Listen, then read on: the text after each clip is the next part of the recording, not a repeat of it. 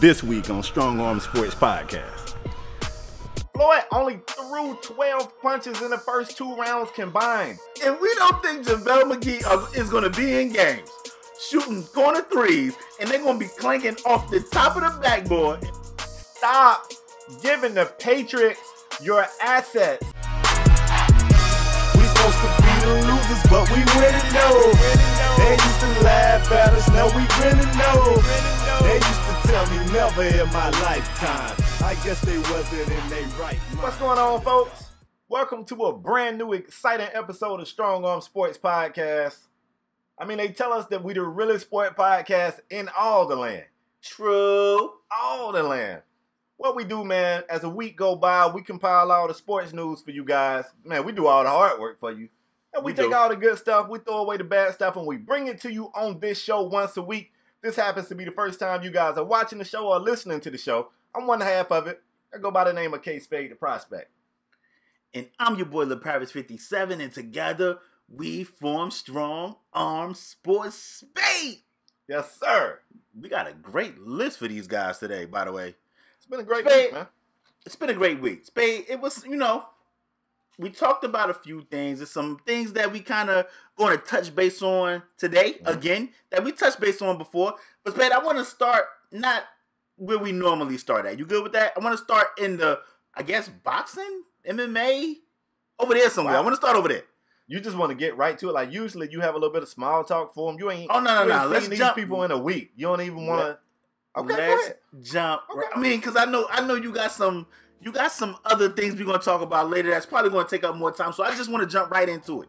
Okay, let's get it. But I want to start in boxing, as we all know, as we all suspected, especially on Strong Arm Sports and the loyal listeners of Strong Arm Sports. You guys already know how we felt about this fight. But if you guys didn't know and you was living under a rock, Floyd Mayweather defeated Conor McGregor by TKO in the 10th round. Spade.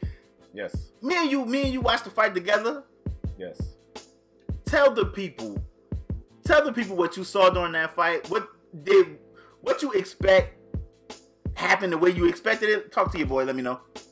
I'm gonna tell you, man. Fight fans, this is what you want to hear. Let me cut through the BS and get right to it. I was disappointed all the way around. I was disappointed with the fight. I was disappointed with the reaction to the fight, and I'm even more disappointed in the way people coming back and actually throwing the cape on for Conor McGregor. Let me go ahead and tell you something. First of all, I guess I got to give props to Floyd. Floyd said they was going with a smaller glove. They went with, instead of a 10 ounce, they went with it, was it a 7 or an 8? A 7? 8 ounce. 8 ounce gloves, okay. He said he would do that. This is him still trying to sell the fight for you guys. He said that he wasn't going to take his traditional defensive, some might call it running style of fighting. He will bring the fight to Conor McGregor. Hey, he did that. He did that too. He just walked into him. But you know what he did? And I get the game plan. The game plan was to let Conor McGregor wear himself out and then take care of work. And in that respect, you can say that Floyd did exactly what the game plan was.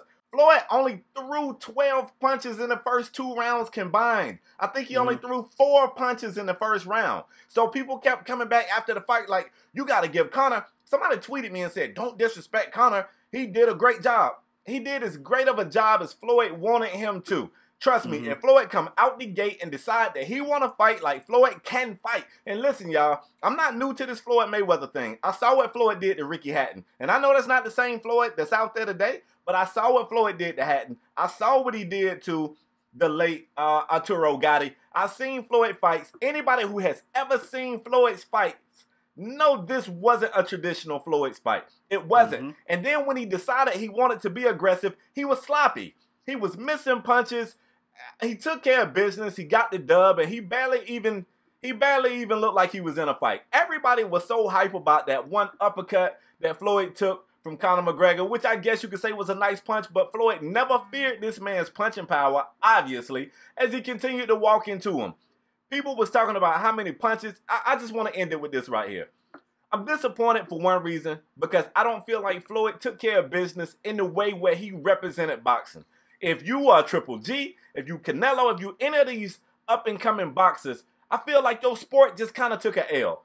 Floyd took a dub. He got that money, he up out of there. But to the people walking around thinking, hey, maybe Conor can do this, kind of lasted as long as Floyd allowed him to last. If you put Triple G or Canelo in that ring, that shit is over in one. It's over in one. Trust me. And for that reason, man, I was a little upset, bro. Andre Ward, too. Throw him in there. It's a few people. It's a few people. Yeah, man. I was a little bit disappointed. I get what Floyd did, and I respect Floyd for doing exactly what he said he was going to do. He walked into him the whole fight. He didn't throw punches for the first, 3 rounds. I mean, he started throwing punches in the 3rd round, but it still wasn't. And I know Floyd is a defensive fighter. Somebody's going to say, Floyd's a defensive fighter. True. But we ain't ever seen Floyd throw 4 punches in a round before. We've never seen that. We've never seen that. And the people was tweeting me like, do you think Floyd could have lasted this long in an MMA event? If Conor wanted him to last that damn long, he would have, because Floyd obviously wanted Conor to last at least 3 rounds because he didn't even start trying into the 3rd round. And it just disappointed me because people who don't know boxing think that Conor lasted that long because he was this great boxer. He lasted that long because that was the script, and they followed the script to a T, man. It was times where they was talking in the clinch. Conor kept getting away with illegal punches, rabbit punches. He kept taking Floyd's back, which we all know is an MMA move. Folks were saying, why is Floyd turning his back to him? Floyd wasn't turning his back to him. Conor was taking his back, and it's an MMA tactic. And I don't think he was doing it maliciously. I think he was doing it instinctually. He's an MMA fighter. He kept clubbing with his hands like this. It was terrible. I watched that fight for free, and I still felt like I was overcharged for it. I want my free money back. I want my free time back. I want my free time back. Spade, I agree with you 100%. You know, not only was he rabbit punching him and grabbing his back, he was hammer fisting him, and the ref was just People were saying that the ref was literally on Floyd's side. It was a lot of things the ref could have called, that I felt like they just let go. I just felt they let it go. As far as the public, I got a lot of tweets myself, Spade, and people were saying, well, Conor McGregor landed more punches in this fight than Manny Pacquiao did in their fight with, Manny Pacquiao and Floyd fight. And I'm like, if you think Floyd Mayweather fought McGregor the same way he fought Pacquiao, then you clearly don't know. Then you clearly don't know boxing. I've been saying on this show for maybe 2 years that boxing has been trash. Now, somebody's going to tweet me. Somebody's going to say in the comment section, well, we have these mega fights coming up. No, it's a broke clock, y'all. I always say that on this show. A broke clock. Like, it could be a trash game, but you'll be like, oh shit, that was a great play. Like, a broke clock. Yeah. So it's definitely some good boxing matches coming that we want to see. But I mean, altogether as a sport, it doesn't have that same lore that it used to have, in my opinion. That's my opinion. But if you think Floyd Mayweather fought McGregor the same way he fought Pacquiao, then you're crazy. We never seen Floyd Mayweather stalk somebody the way he stalked McGregor. Like, he was following him around the ring for 7 or 8 rounds. We never seen Floyd do that. With Manny Pacquiao, he respected shit one time, bro. Exactly. You know the little shoulder shit? I didn't see any of that. He was just walking into him. It was. I did not enjoy it. I'm gonna tell you what, Spade. Once Floyd felt that uppercut, which everybody keep harping back to that uppercut. Everybody love that. Yeah, I think once Floyd felt that uppercut, he was like, man, I've been hit harder than this. If that's the best he got, I'm on him. Yeah. So I feel like these guys made a ton of money. I don't like that people are saying this as well. Well, Floyd. Now that Floyd, first of all, people are asking for a rematch. I didn't even want the first match. I damn sure don't want a rematch. Nope. I got a problem with the people like, okay, Conor went to Floyd realm. Now it's time for Floyd to go over there. Why would Floyd do that? Floyd wasn't the one saying, I could beat McGregor. If I'm not mistaken, I think Floyd came out and said, if I was over there, he probably would win the fight. He'd win the fight. I'm pretty sure Floyd said that. But Floyd wasn't the one saying, I'll go over to MMA and kick his ass too. Like, I don't want to see.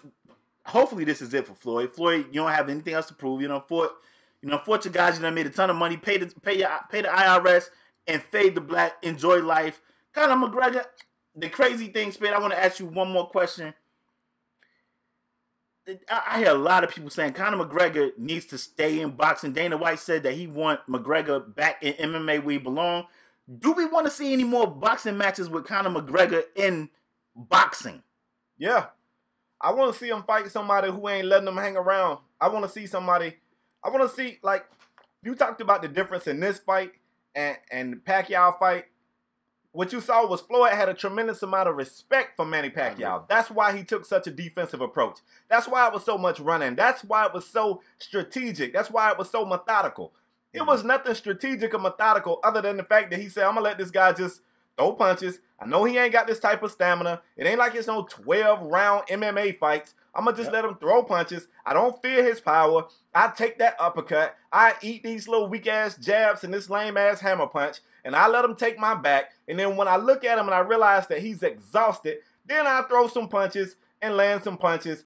No, I don't think he has a career as a boxer, but I would like to see him fight somebody who is going for the gusto. Put him in there with somebody who's hungry with something to prove, and I guarantee you, you're going to see a completely different fight. But I got a question for you. Are you okay with Floyd's career? Are you okay with Floyd being the first ever 50-0 guy the way it went? You all right with that? I mean, I would have preferred, I said this on a previous show, I would have preferred Floyd to get 50-0 fighting, you know, a guy we respect. Right. We respect more in his field, but hey, they was bigging this up as this mega fight. Spade we was watching, and they was like, this is the fight everybody wanted to see. And I'm like, everybody like who? Who wanted to see this? Who? You know what's going to shock you? Go ahead. I'm actually okay with this being Floyd's 50-0, his record-setting fight. You know why? Because it's indicative of what Floyd... I hate to make a movie quote, and I'm not saying Floyd is the devil, but one of my favorite movie quotes comes from the movie The Usual Suspects. That guy said the greatest prank the devil ever pulled was convincing people he didn't exist. Floyd's whole career was about selling you what wasn't real, like selling you that he had a chance to lose in a fight, selling you that he was going to be the aggressor in a fight and jump out there and be completely... Like, he's been tricking y'all for years. And he tricked y'all again. And not only did he trick y'all... Yes. Not only did he trick y'all into buying it, he tricked y'all into thinking that it was a good damn fight. He tricked y'all.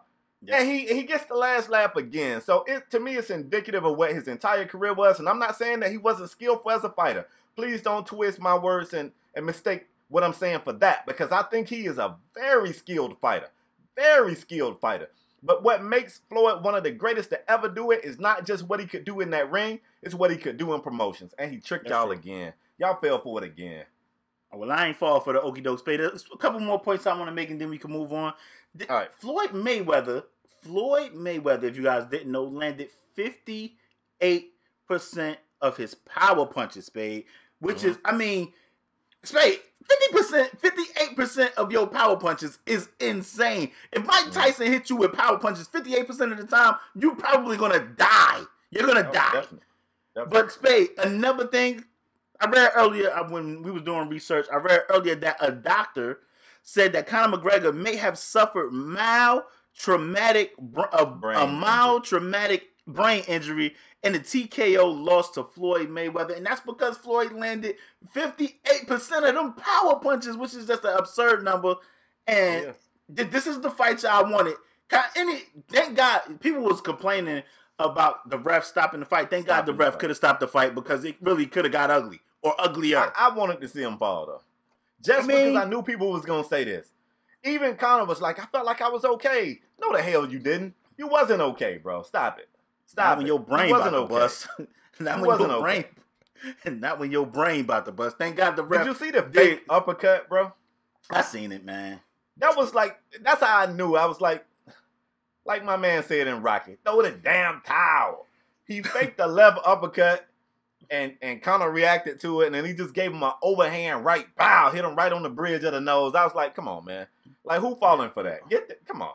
I mean, Spade, we can move on. I just want to know how our loyal fans feel about the McGregor-Floyd fight. Leave your thoughts in the comment section down below. Like I said, we talked about this fight a few times on this show, probably more than I wanted to talk about. And it had everything that I suspected. It happened that way. I knew Floyd was going to win this fight. In my opinion, it still wasn't close. I think Floyd made kind of do everything Floyd wanted kind of to do.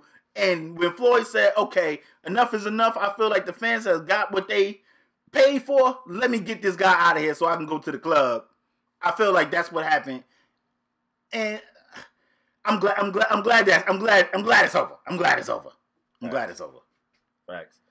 Let's move forward, bro. Let's talk some NBA. You good with that? Yep. NBA, man, this is how you know you got a great sport. When it's the off season and you still got college headlines. football is back. College football is back. Yeah, that's good too. But we're talking about the NBA right now. Listen, man, if you had a busy work week and you missed the news, I got the news for you. This one right here, we're going to the Bay Area, and I ain't talking about Marshawn Lynch. I'm talking about Javale McGee. You got to say his name like that, bro. Javale McGee was in a Drew League game sometime back, and he was shooting some threes. He was making some threes, and somebody hit me up like, Spade, you see Javale shooting threes? And I was like, yeah, he made a few. No big deal. Maybe I got to eat crow. A video just came out of Javale McGee in practice, shooting the corner three, looking like tall, light-skinned Ray Allen. When I tell you Javale was wetting these jumpers up, bro, Javale looked like, I have always felt like Javale was talented. And I don't want to disrespect this man. I just always felt like he didn't make the best decisions. Like when it came to his athleticism or whatnot, you can look at him and go, man, like Javale, he could be a beast. It's just his thought process is a little weird, and he don't always make the right decisions when it's go time. But if Javale adds 3 points, well, I mean, hell, apparently he's added it. I mean, granted, there was no defense on him in this video, but still, if Javale has added this 3-point arsenal to his game, bro, do you feel like Javale McGee could propel himself to an even bigger tier as a basketball player this late in his career? Is it even possible? Let me start off by saying this. This is when you know you don't have a good sport. When you are subject to talking about Javale McGee. It's somebody, I know, bro, we can't do it, but I wish our show was on a bigger platform so we could just insert Shaq and a Fool somewhere over here and just show the bloopers. And just insert the bloopers of Javale McGee. That man made in a row. Javale, we gonna respect you. You gonna respect Javale and his shooting, bro. Bro, no, listen. What? He was in the corner and he was shooting them. No defense was running at him. If we don't think Javale McGee, if we don't think Javale McGee is going to be in games shooting corner threes and they're going to be clanking off the top of the backboard and off the side of the backboard, then you haven't been watching Javale McGee. Javale McGee be in practice and in slam dunk contests, and Javale McGee be dunking between the legs, and you be like, yo, Javale McGee's a player. Like, and let me give Javale McGee his credit. He looked good playing with Golden State. They used him right. They found the niche for Javale McGee. He was catching lobs like Jay Kidd was throwing them to him. He looked good playing with the Warriors. He looked good. But I don't know if I can trust Javale McGee shooting corner threes in a live NBA games, babe. I don't know if I can trust that. You can? Yes. Why? You know what? I don't think he's going to get the opportunity to take many. But the threat that he could possibly make them, it breaks the defense. Like now, if you go to a set where instead of pick and rolling, Spade, let me wait. I get why they would want him to shoot him. I understand that. Yeah, I understand that. Spade, go ahead. I understand why they would want him to shoot threes, shoot corner threes, but I don't know if we can trust Javale McGee to be pulling threes. Man, that ball might go to the other side of the three-point line, Spade. He might shoot it from one corner. It might fly to the other corner. Wow, so you just gonna disrespect this man like that? Spade, let's not front. Wow. We have the footage, bruh. Let's not front. Wow. Spade. I think it's a great idea. You know what? I think Javale has proved to you, to Shaquille O'Neal, to the Shaq and the Fool subscribers, that he's not just a dunce. He's a talented basketball player, and even this late in his career, he's still adding things to his arsenal. I don't think he's really going to get the opportunity to shoot many threes. How many you going to shoot a game, Spade? How many? 3? I think it's less than 1. I mean, if we're going to be technical, I think it's like 0.7 a game. But the threat that he can make them, it makes the defense play completely different now, and I like that. I like it. And I don't like Golden State, and it's tough for me to get those guys a compliment, but I like this. Spade, I seen you wear the jumper against James Harden. You think you can go in the league? But I'm nice. I'm nice to your boy. I seen you wear the jumper with James Harden right there. You think with NBA defense on you, you wearing that jumper? Absolutely, bro. Okay. What you mean? Okay. I'm nice. Okay. James was trying to get me to play for their D-League team, but I told him I had big plans for my podcast. Okay. He was trying to sign me up right there. Yes. Okay. And we know that ain't true because we know you'll be on the first train smoking out this mug. Nah, I'm getting older, bro. If I could play for a D-League team and not have to do practice, I'm in there like swimwear. But if we got to run suicides and all that, now I'm waiting on the podcast. You think Javale McGee takes 1-3 a game? At least 1-3 a game? 0.7 a game. Yeah. Well, then this is much to do about nothing then. Bro, it's about what it does to the defense. If he's taking under 1-3 a game, he damn sure ain't making it. He's the threat. Oh my gosh. It's the threat. You know what I'm saying? Just last segment, you was talking about if Mike Tyson hit you with 58% hit, Mike Tyson ain't even throwing punches no more. But that threat of Mike Tyson throwing a punch still got you over there a little bit concerned. You worried about Mike what are you talking about, Mike? Yeah. You think Mike Tyson forgot how to do a hook? I don't know. He ain't threw one in like 20 years. Javale McGee ain't never shot threes, did he? He just shot him like the other day. It was just like 2 days ago. Yeah. We got more recent proof of him shooting a Rainmaker than Mike Tyson having power punches.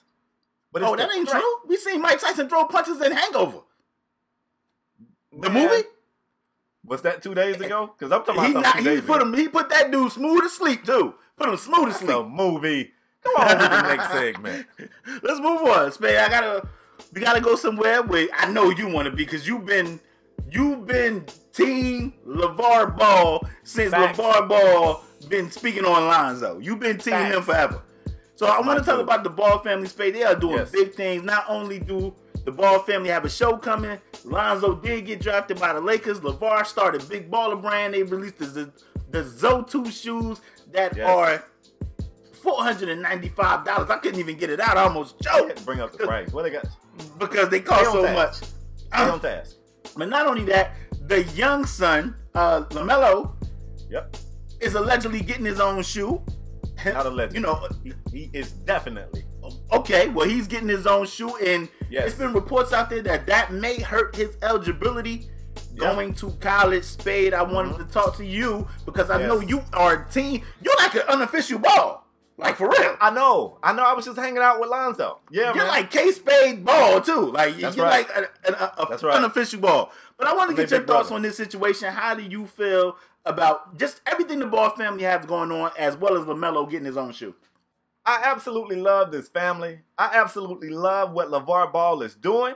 I like everything about it. I like the fact that this man spoke this stuff into existence. I like that he believes when nobody else believes. I like that he teaches kids to believe. I like that he teaches kids to deal with haters and adversity. I look at some of the things that get commented to and about these kids, man, and I think of me at their age.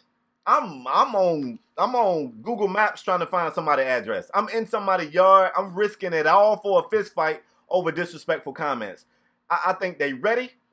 LaMelo is still young. LaMelo might not be as ready, but I recently was just hanging out with Lonzo Ball. Hold up. Shameless plug. If you go to my gaming channel, I actually got a video up with me and Lonzo Ball playing some video games together. He's super cool as hell. But anyway, I love what they're doing, right? And I said this a long time ago. I actually currently have debates with the homie Mark, who was once a guest on this show about LeVar Ball. Just recently had some words with the homie Nate for talking about their reality TV show. I told them if they can have NBA wives and basketball thoughts and whatever else shows they got, if people can tune in to that, look, I don't even watch reality TV, but I watched the little pilot they had for it, and it was very intriguing. Everybody's been saying, nobody even talks about the mom.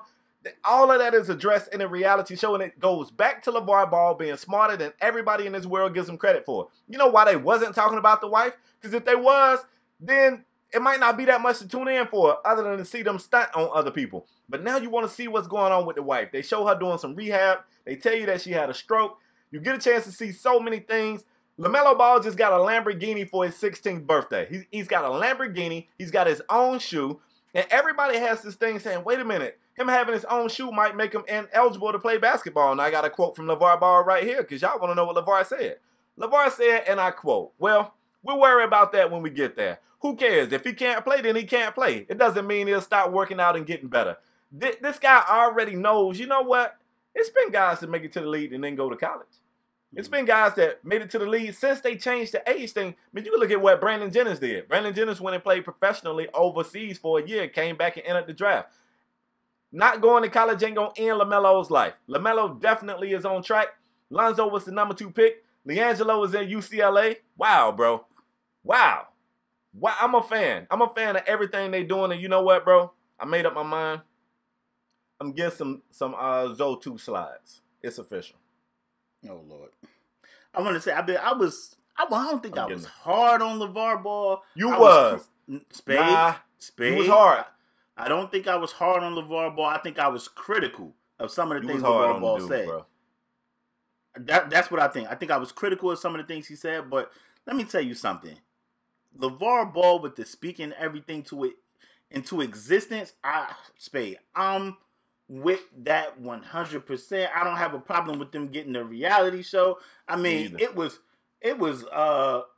reports out there that Michael Sam was going to get a reality show, and he wasn't half as talented as, Lonzo Ball, and you That's not fair, though. It was an SEC Defensive Player of the Year. Michael Sam was talented. Hold on. Spade. Not gonna let you do that. He was talented. He made plays in the preseason when he was drafted. He made plays. I'm okay. But go ahead. I know he didn't pan out in the NFL. He's out the league currently, and when he went to the CFL, he's out the CFL. But with that being said, I don't have a problem with the Ball family. And like you said, if LaMelo can't go to college, so be it. We've seen Moutier go overseas. We've seen Jennings go overseas. It won't be the first. I'm pretty sure it won't be the last high school dude that's like, I don't want to go to the NCAA and play by their rules. I'll go overseas, play half a year, come back and enter myself into the draft. Because most of the talented guys in the NCAA are one and done anyway. What difference does it make?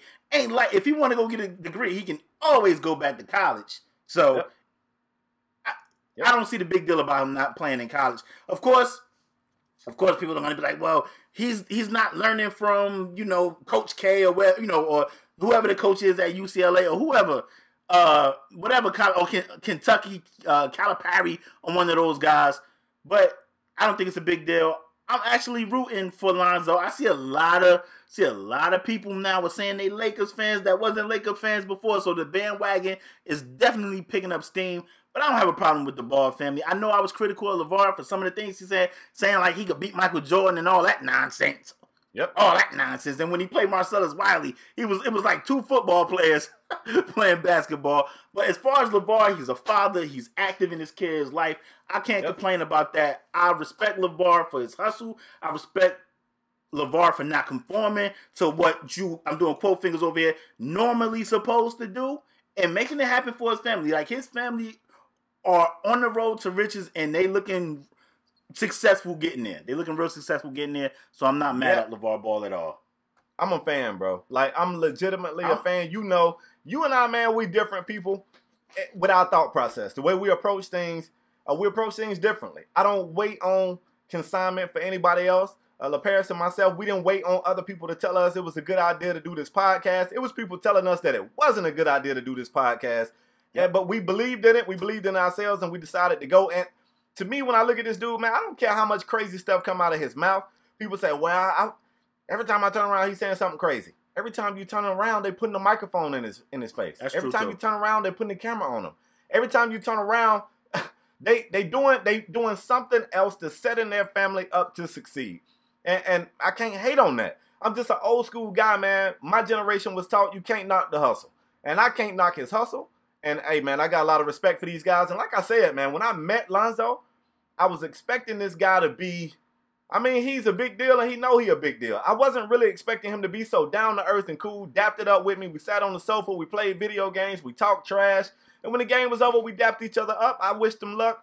He just seemed real cool, real laid back, and most importantly, he seemed really prepared for whatever the world throws his way. He's super cool under pressure. Hey, man. I'm a fan. I'm a fan of the entire Ball family, bro. I'm trying to get LeVar to adopt me. I'm gonna be the oldest son, and I even changed my name. You can put an L on my shit. I'll be Lil Spade. It'll be Lil Spade, Lonzo. Hey, I really want to get adopted. My name already fit LaParis Ball. It'll just work. It works. Oh, nah, but you was hating though, and I'm gonna make sure. No, I'm gonna make sure he know. I'm gonna say LeVar. He used to hate on you, LeVar. He on board now, but I've been on board since day one. I'm gonna tell you what, Spade. I listen to a lot of rap. I'm a big hip hop fan. And you Spade ain't gonna like this, y'all, believe me. Oh, Lord. But the homie Lloyd Banks, you know, he say some real. Listen to your boy. He say some things about women that a lot of women have a problem with. And Lloyd Banks told the women, he said, "Yo, if y'all didn't give me this ammo, I wouldn't be able to say this thing." And it's the same thing with LeVar Ball. LeVar Ball said a lot of reckless things, a lot of careless things, a lot of things that have people like, "Oh my God, why is he saying that?" And he wouldn't be able to say this stuff if you guys stop putting cameras in his face. He wouldn't be able to talk. He wouldn't be able to say nothing. He wouldn't have all these outlets if you guys stop putting cameras in his face. So it's y'all fault. The media. It's the media fault for keep putting cameras and microphones in LeVar's face. And LeVar just be saying stuff because he knows it's going to make headlines. And from the school of Jerry Jones, good publicity, bad publicity is still publicity. And LeVar has figured that out. He figured it out. He has it figured out. LeVar, adopt me, bro. All right. Move on. I guess you want to talk some NFL, don't you? Of course. Oh, yawn. We got some news out of Detroit. And you want to know when your sports yawn? Well, it's news out of Detroit. I'm going to yawn at that, too. It's news out of Detroit. It ain't been news out of Detroit since Calvin Johnson was hanging up the cleats. All right? Word. So, Matthew Stafford, who, first of all, let me give Matt his credit. Matt said that he was somewhat happy. I don't know if happy was the word he used, but he said he was somewhat happy when Calvin Johnson retired because he wanted to prove to everybody that he wasn't just a product of Calvin Johnson. He was a pretty good quarterback, and I said, man, this is about to go ugly. But he actually came out and balled his ass off, to be honest with you, and he earned my respect. A lot of other people respect, and apparently the respect of his franchise. So let me tell you, Matthew Stafford and the Detroit Lions agreed to a contract extension through the year 2022 that will make Matthew Stafford the richest player in NFL history. Let me say that back. Matthew Stafford, richest player in NFL history. Absurd. I'm talking about a $135 million deal. The deal includes $50 million signing bonus and $92 million in guaranteed money. LaParis, I hate to ask this question. It's unfair to Matt, but I'm going to do it anyway because it's my show. Do he deserve that, bro? $92 million in guaranteed money? You want to talk about, and when I say this, it's going to be tough to not come across disrespectful. But it's kind of disrespectful. You want to talk about a perennial loser? Like Matthew Stafford record versus teams over 500 or no, playoff teams is like 2-58, some absurd crazy numbers. Like Matthew Stafford, how this is why the Lions will always be the Lions. They just spent a boatload of their salary cap. And I understand it's the quarterback position, and you got to keep a guy like a Matthew Stafford. Because I know what people are going to write in the comment section, Spade, because I can see the future. And they're going to be like, who they going to get to replace him? I don't know. I don't know. But Matthew Stafford, when Spade, the Lions came out the gate last year. They were on fire. People was like, oh, look at the Lions. Mm-hmm.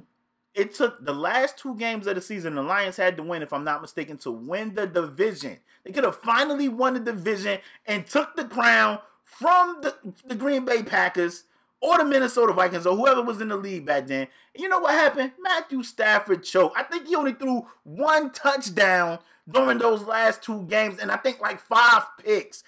Every big game we ever see Matthew Stafford play, like going back to college, Spade.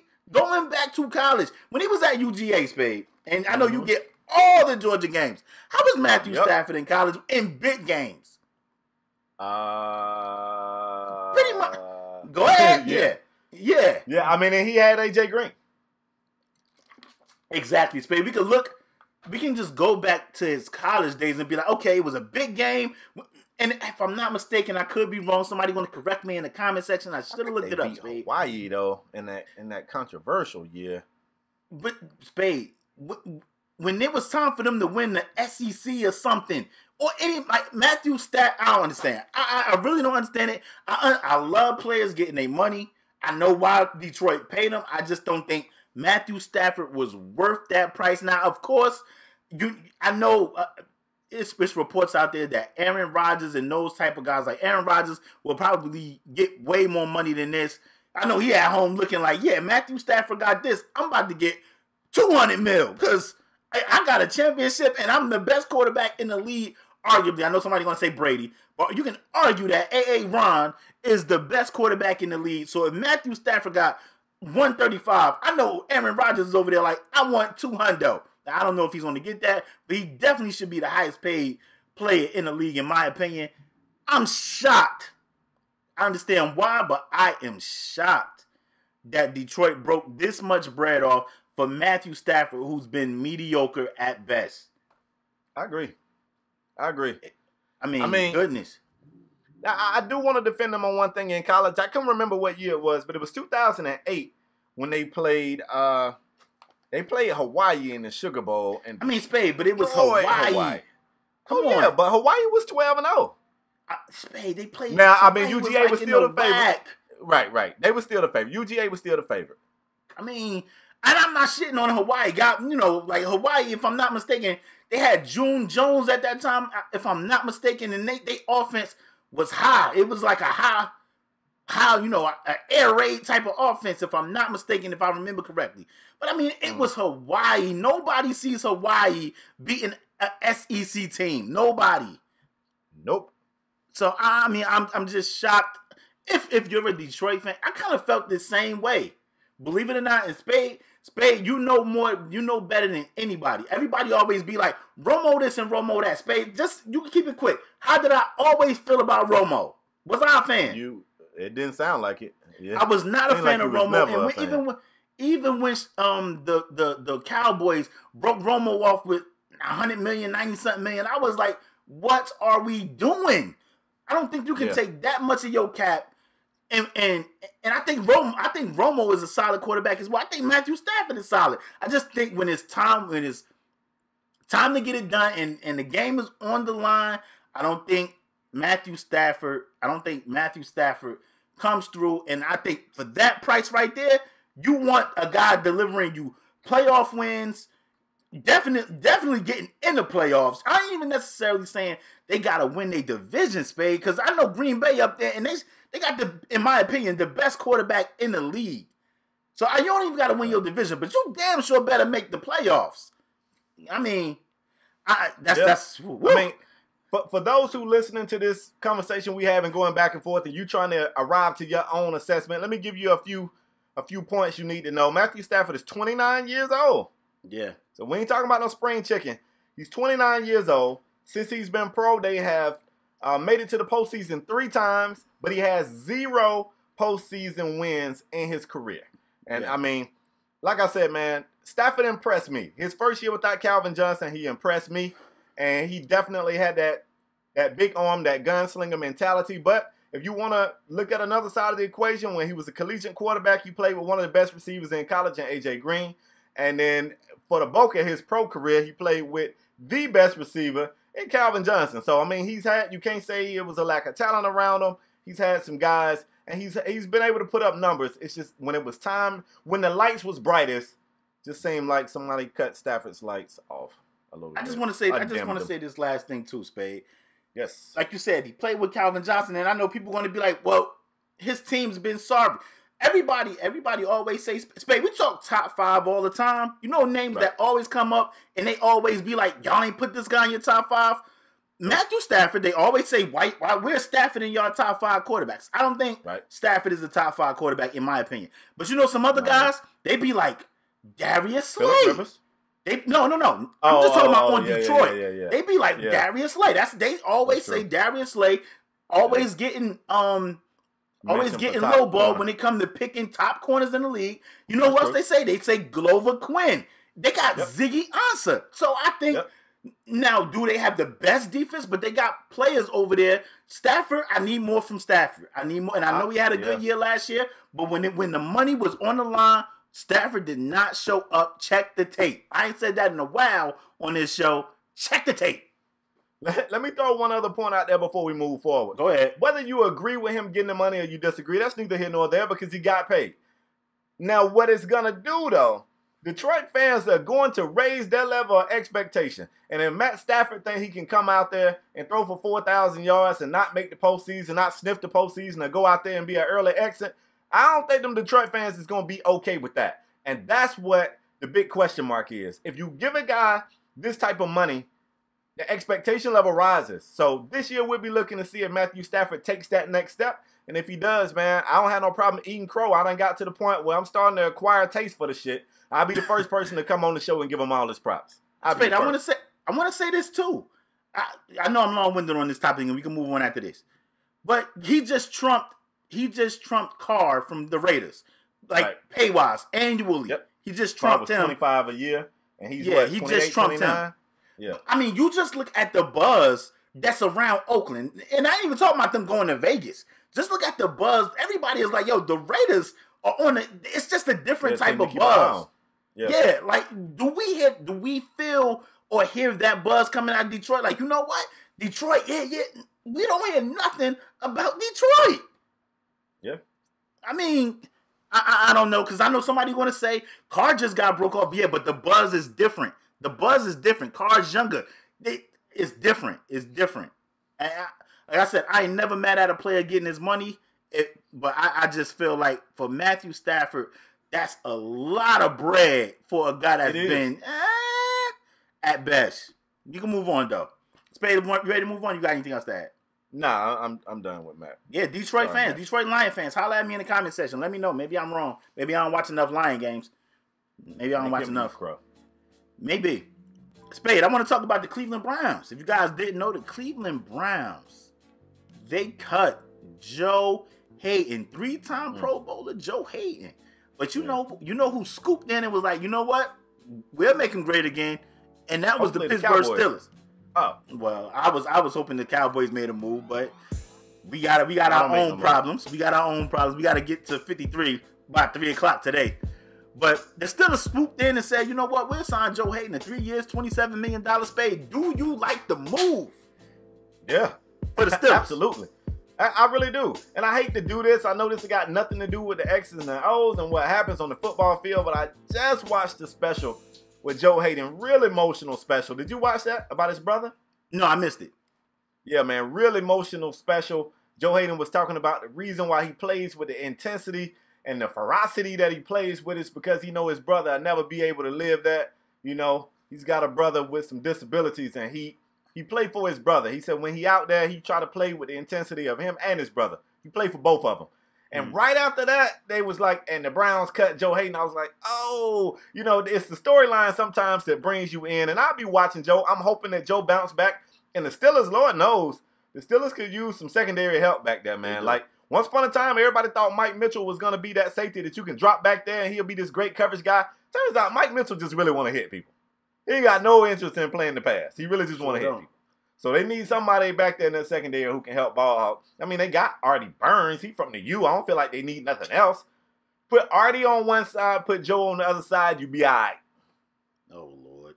You be all right. He got to find a way to get there. It's something about the U. What? It's either the U or James Damn Harden every show. You brought up the Steelers, bro, and I just mentioned what cornerback they got. I'm just saying, they got Joe Haden to replace Artie Burns.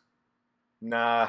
Listen, I don't have a problem. I understand what the Browns are doing. The Browns is, I was going to say cutting dead weight. That ain't the right term I want to use because I don't think Joe Haden is dead weight.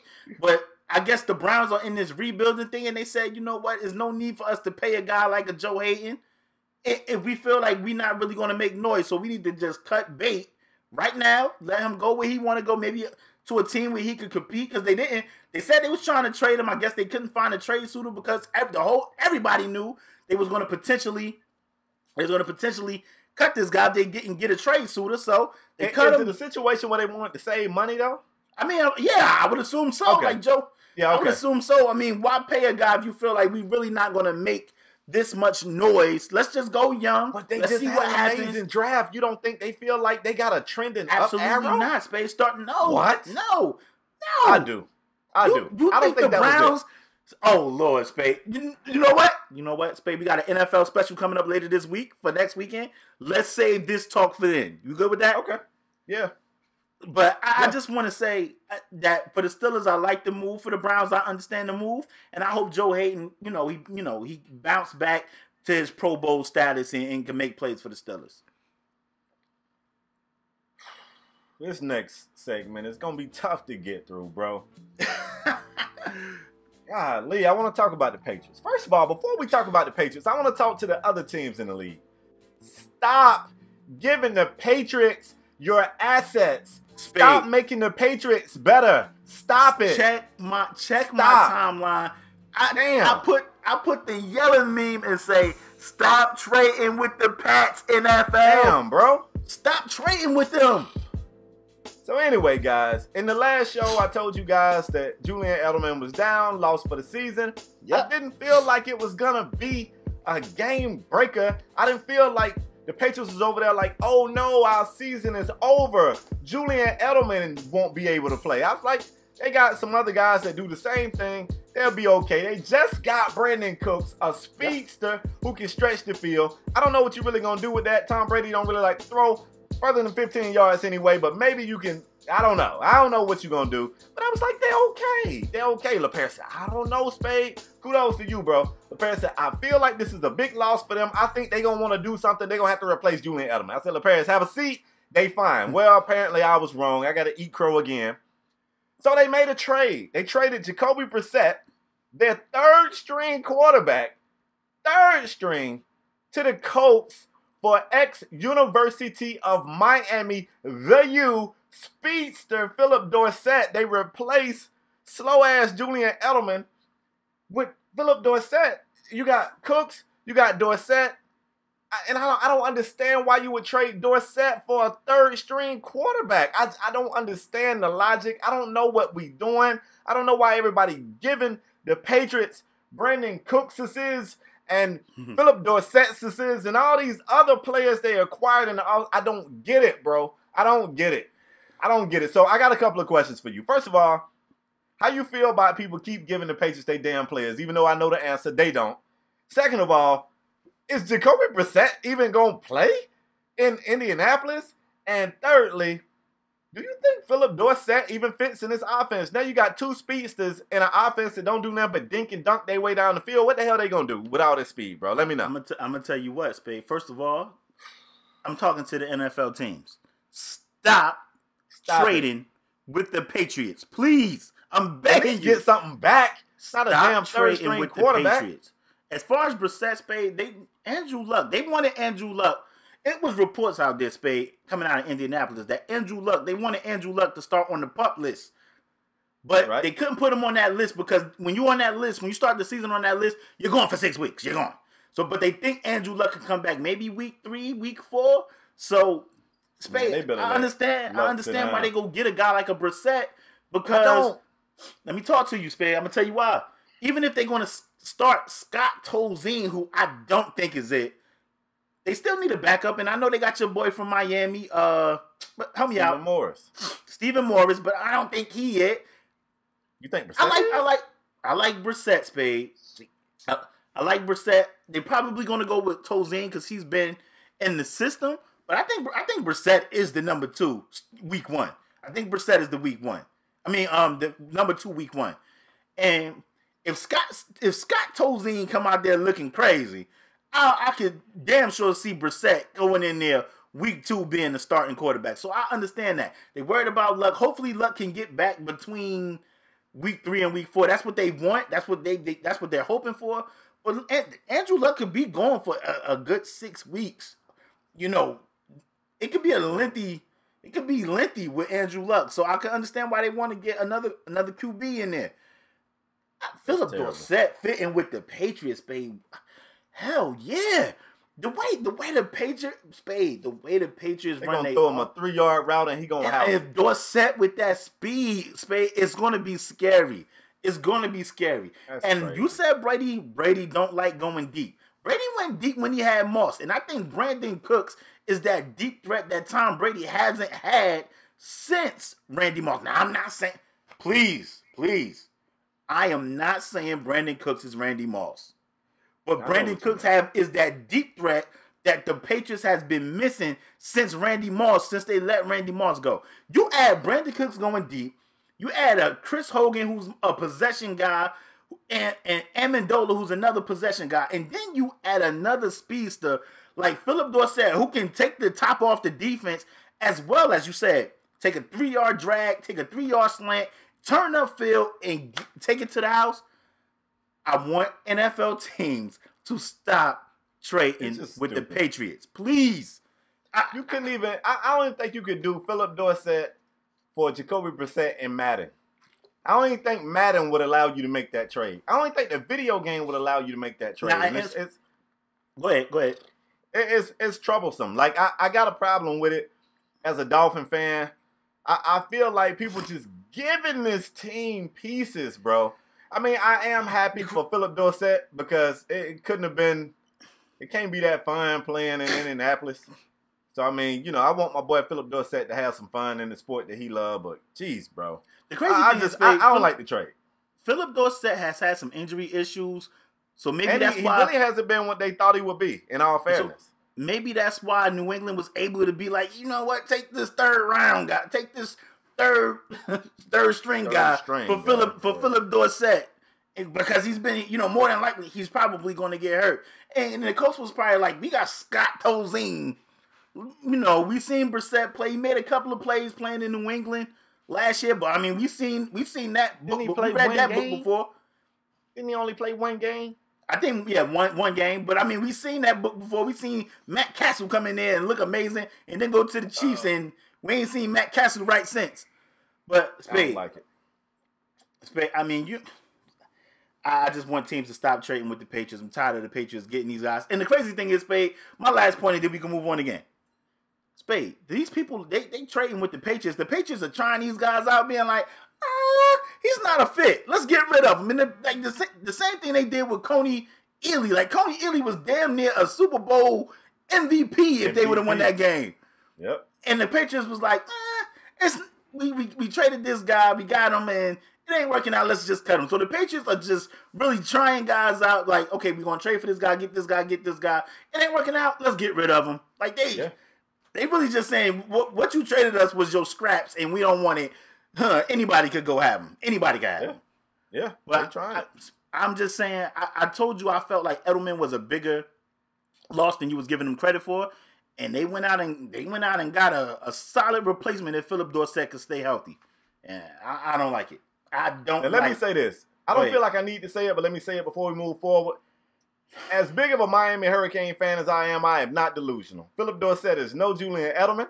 He don't have the hands of Julian Edelman. Mm-hmm. He's not as tough as Edelman. And I don't even think he run the routes of Edelman. But I think when you throw him in that system with the other pieces that they got, I think he could be a dangerous piece. Only time will tell, though. I agree with that 100%. And that's why I'm looking like Philip Dorsett can really turn into a player in New England with the system they run. It's stop trading. Look at what Martellus Bennett was able to do. Yep. Yeah. People wasn't real high on Martellus Bennett before he got there, but just to show as he got there, and of course Grunt went down because that's like inevitable coming. That's happening every month, right? Hey, Martellus looked like. You see what he did? He was able to up his value, and, hey, he wanted a new contract. Patriots didn't want to pay him. He went and got that money. That same situation could happen for Dorsett. But let's move forward, bro. What you got? Let's get it. We're going to go to Quick Hits. Quick Hits is back. We bought a new segment. Quick Sets, I'm sorry. Quick Sets is back. We brought a new segment to the show called Quick Sets. You know, you in the gym. This is Strong Arm Sports. You in the gym. You don't got a lot of time. We hit you with them quick sets. You going to rep out, and then we're going to move on. Spade. All right, let's get it. Spade, I want to start with you. Give me your first quick set. Quick set. Kyrie Irving trade is official now. He is now an official member of the Boston Celtics and came out and did a quick little interview and said he praised LeBron and said that his move to Boston was more about personal growth and it didn't have much to do with LeBron. That's probably a lie, but that's what he said. Spade, I got a quick set for you. I got notable cuts in the NFL. You know I'm going to stick with the NFL. You take it right back to the NBA. I'm gonna take it right back to the NFL. I got notable cuts. People that are going to be cut, that are going to be cut or been cut already. Spade, Brock Osweiler is reported to be cut by the Browns. Victor Cruz is reported to be cut by the Bears. He just got hurt, by the way, and they was like, get him out of here. TJ Ward was cut by the Broncos, which is crazy. Wow. Chris Johnson was cut by the Cardinals. Roberto Aguayo was cut by the Bears. He just got picked up, and they cut him. He's in the struggle juice. And Brandon Wheaton was cut by the Texans. Spade, I got a few questions. I know it's supposed to be quick sets, But do we see Brock Osweiler landing on his feet? Do we see Victor Cruz landing on his feet? And TJ Ward landing on their feet? I definitely think it's it for Cruz. He's older. You know, if you can't be a durable slot guy and you're older, losing a step, I think that's probably it for Cruz. Oddly enough, man, somebody will give Osweiler a shot before they give Colin Kaepernick one. So who knows? Stay tuned on Brock. What about TJ Ward? Oh, Ward will be back. He'll be back like cook crack. One more, Spade. Roberto Aguayo, the kicker. I think it's over for him, man. Once the kicker loses his confidence, I think he comes to the field thinking I'm going to miss this kick. And I think the guy never missed a kick in college at the University of Florida State. I don't think Florida State University, I don't think he ever missed a kick in college. If he did, I think he may have missed one. And now, like, when he comes on the field, everybody, including him, thinks that he's going to miss it. That wasn't a quick set, bro. My arms are burning. I know. I apologize. All right, let's move forward. Quick set. Maria Sharapova comes back from her suspension for using banned substance. Played in a game, upset somebody that was ranked in New York and was celebrated as the hero. I might have to throw this to you, LaPaz. You all right with Sharapova being the hero? Nope. She's Russian. It's something about Russian athletes and doping. I'm not with it. I got a problem with how Americans celebrate Sharapova.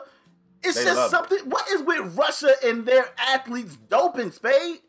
Because they make they doping pills look just like Flintstone vitamins, and it's easy to get mixed up. You be trying to grab a Barney, yeah, I bet. Mess around and grab yourself a steroid. Crazy how that works. The homie Drago said if he dies, he dies. Something, if he dies, he dies. Something over there is something in the water over there, because all they athletes be doping. Spade, quick set. Deshaun Kaiser was named starter for the Browns. How do you feel about that? Keep it quick set. Happy and sad at the same damn time. Happy for the kid, but woo. It's the Browns. That ain't necessarily a job that's been treating the last few applicants too well. That's true. My last quick set, Lane Kiffin. Lane Kiffin just recently, I think maybe 2 days ago, had some comments about the Alabama Crimson Tide in the championship game. Said things would have went a little bit differently if he was still on the sidelines and came out in his first game as head coach of Florida Atlantic and got that work. Got doubled up, got his ass kicked in his own game. And he over there talking about what he would have did for Bama. You need to be worried about Florida Atlantic. He took an L, bro. Lane Kiffin, let it go. You at another school. Move on. Move on. That's why you're getting that work, because you worried about last year. Move on.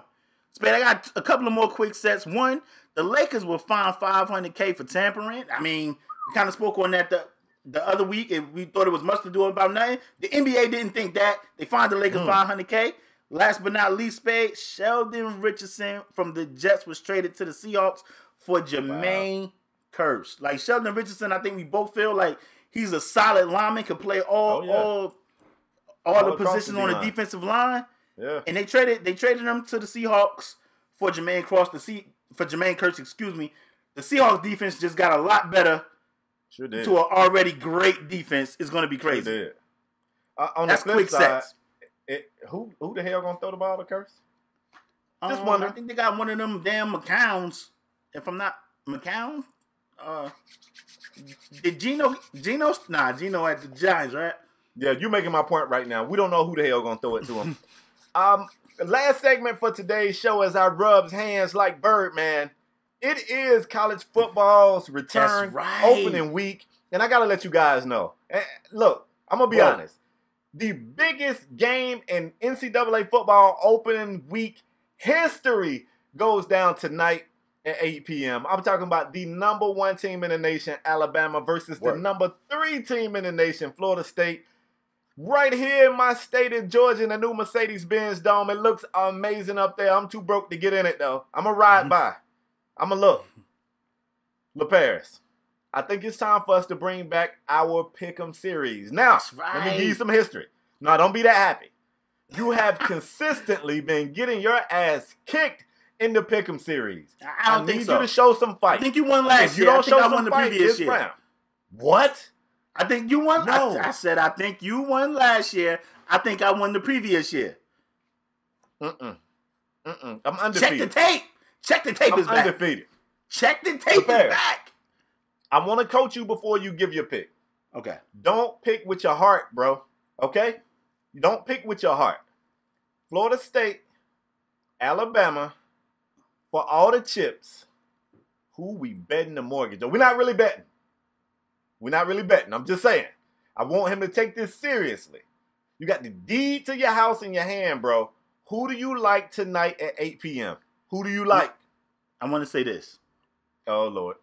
I think this is going to be a very, very tough game for both teams. And it's crazy, Spade. We watched a lot of college football between Thursday and before we started recording this show. And a lot of teams came out in that first half flat. A lot of teams. Indiana was up on the team they played. Wisconsin started slow. Rutgers was up for a minute in the first half playing against number 8 Washington. And then the second half, we seen the better team take control of the game. And I think that can happen tonight, Spade. I think that can happen tonight. So now, one thing, can I talk? I'm not done. Let me finish.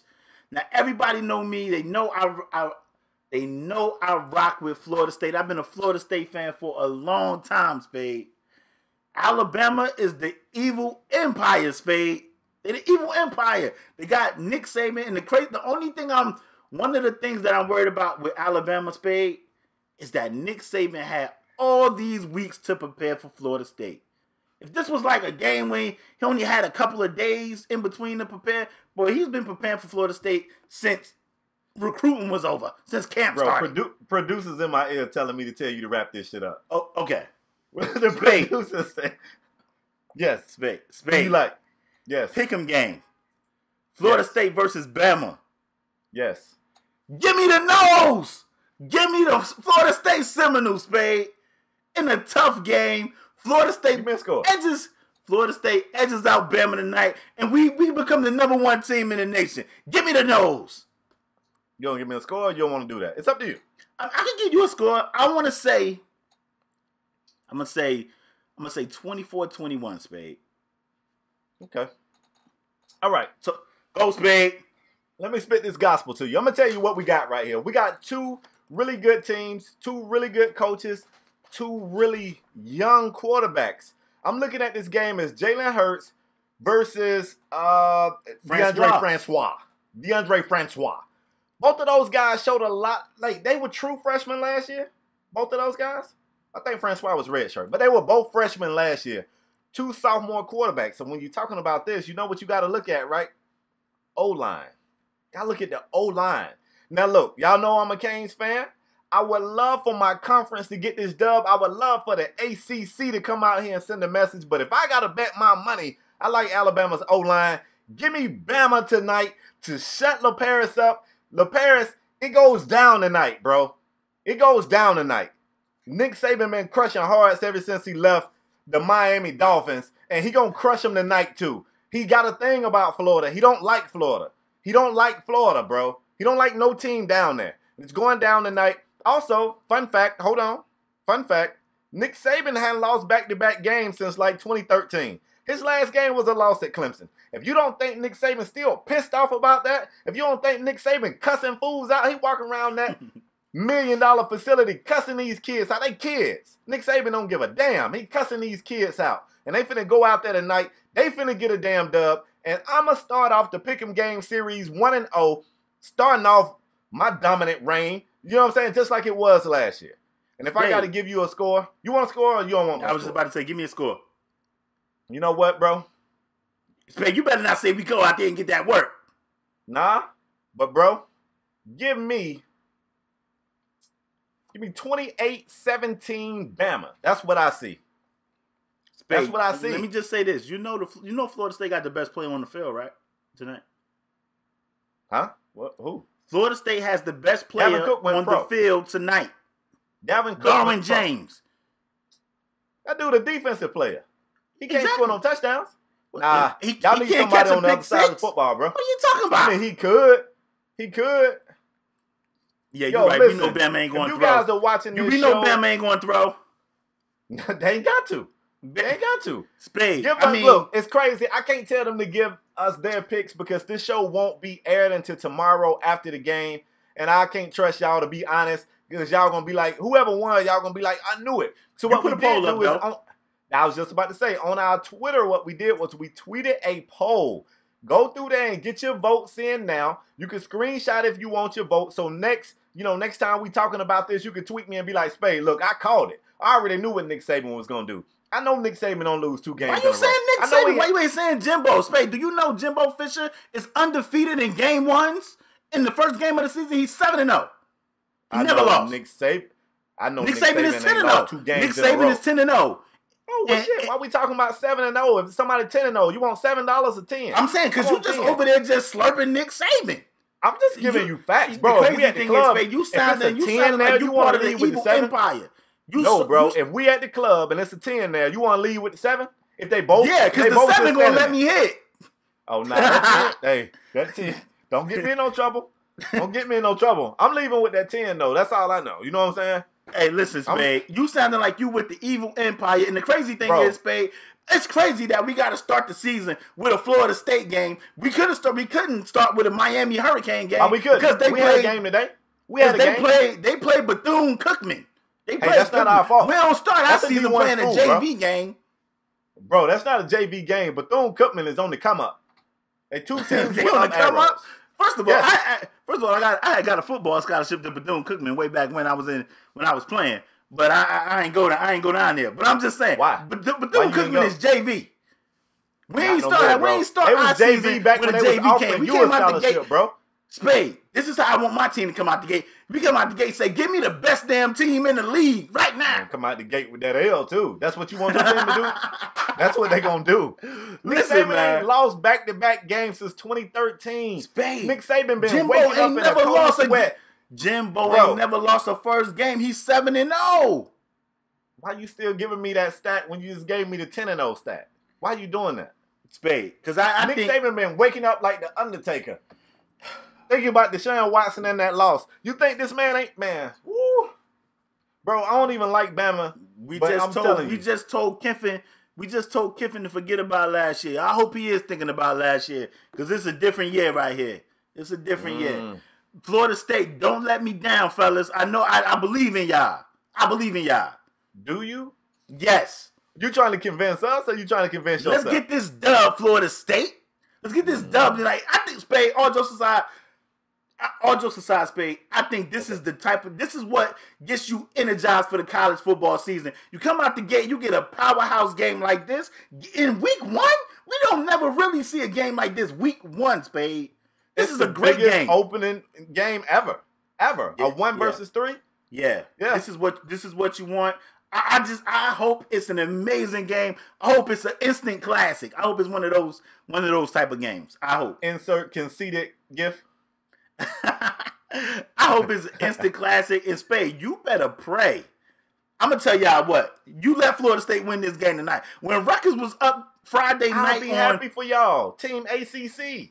When Rutgers was up the other night on Washington, I was like, they better, man. I would have gave the whole damn New Jersey strong arm performance of the week if Rutgers would have pulled off that game. Oh, they didn't win? Nah, we didn't win. But you know what energizes you for the football season? What's that? Coming out, getting you a confidence builder. Somebody like Bethune-Cookman. You know what I'm saying? Come out, take your young quarterback. We got a brand new starting quarterback down there in Miami, man. You know what I'm saying?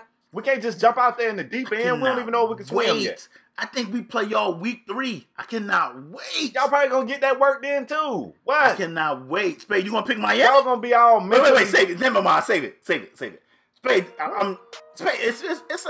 it's a lot of good games coming on. Michigan playing Florida today. Right. I think that's like an 11-17 or 11-13, but it's some games today, and I'm just so happy that football is back. Leave your teams. Don't leave who gonna win this game because the game will already be ended by the time this video airs. But leave your college football team in the comment section down below, or tweet us your college football team because I told you guys. Don't be coming through the comment section talking about some Florida State got that work or Bama got that work and you don't leave your team in that comment section because my reply gonna be, you come down here and Florida State lose or win, but if they lose and y'all be like, Florida State got that work, my first question is, who your team? And if you say UTEP, it better not be UTEP. I'll tell you that. Okay. Sounds good, bro. I can't wait to watch it. I'm gonna give you some Hot wings. I can't believe you went against the ACC. I'm disappointed in you. Bro, I take my job seriously, man. This ain't fun and games for me. See, this is where me and you different. This is why me and LeVar Ball got a lot in common. And also why you should probably adopt me. This shit is serious, bro. You know what I'm talking about? This is serious. So what happened before the state wins, Spade? Then go ACC. But I mean, I don't see that when I study. When I study, I don't see that. Right. That's fine. That's fair. Did you study or did you just go off the heart? Bro, Florida State got the best player on the field tonight. You didn't study. I can They have the best player on the field tonight, Spade. You ain't study. You ain't study. Go ahead and rap, bro. They have the best player on the field tonight, Spade. These people want to look at some Miami Hurricane highlights on their Sunday afternoon. Listen, yes, they do. They want to see what we they did. Played Bethune-Cookman. Martin out there running all over these boys. Cookman in Daytona Beach, Florida. They said, what college team can we play that got a freshman squad? And they was like Bethune, and Bethune said, you know what, we'll take that $800,000. And Miami said, good, take this L too. We ain't start our season off with a freshman squad. Anyway. So you gonna disrespect those guys down there, Bethune-Cookman? Wow. They gave me a scholarship way back when, by the way. This ain't the same. This ain't your mama and daddy's Bethune-Cookman. These guys right here got an up arrow. You know what I'm saying? I'm just saying. I want to thank you guys for tuning in to another episode of Strong on Sports. It's been a great show. It's just bigger and better things. Football is back. Finally, the best sport is back. College football is back. NFL is starting. We got a big NFL special coming for the next show. Can't wait to get you guys that. Listen. Spade, you got anything else to add before I close the show? Nope. You ain't gonna say go Florida State? Oh no. I'm trying to think. Do I really have something to share? And since I don't, it'll be Sunday when you see this. Just go watch Mark Walton's highlights. Spade, damn the Canes. You ain't gonna say go nose? I'm talking to the listener. You asked me if I had something to say. Let me talk to him. Go watch Mark Walton highlights. You ain't gonna say go nose, Spade. Florida State is playing Alabama tonight. You're not gonna say go nose? Did you study? Okay. Listen, it's like school. I want to thank you guys for tuning in to Strong Arm Sports. As usual, if you a regular here, bang the like button. It's free. If you new here, bang the subscribe button. It takes 2 seconds. And you get all this sports knowledge thrown right at you every week. That's what you get. For the free. For the free. And as usual, if you don't want to see two dudes arguing in the box, we got audio podcasts everywhere. SoundCloud, UPodOmatic, iTunes, where you guys show tremendous love. We can't thank you guys enough. Our Twitter account tweeted the stats last week. You guys are amazing. Damn near in the 60s. We right there. Tell your friends about our podcast. If they don't want to subscribe to YouTube and get on YouTube, get you some better friends if they don't. Everybody got a smartphone. Everybody got a smartphone. There should be no reason why you and all your homies ain't talking about Strong Arm Sports a week. That's right. But we want to thank you guys for your continued support. Go Noles. Let's get this dub tonight. And we'll see you guys next episode. We out. Peace.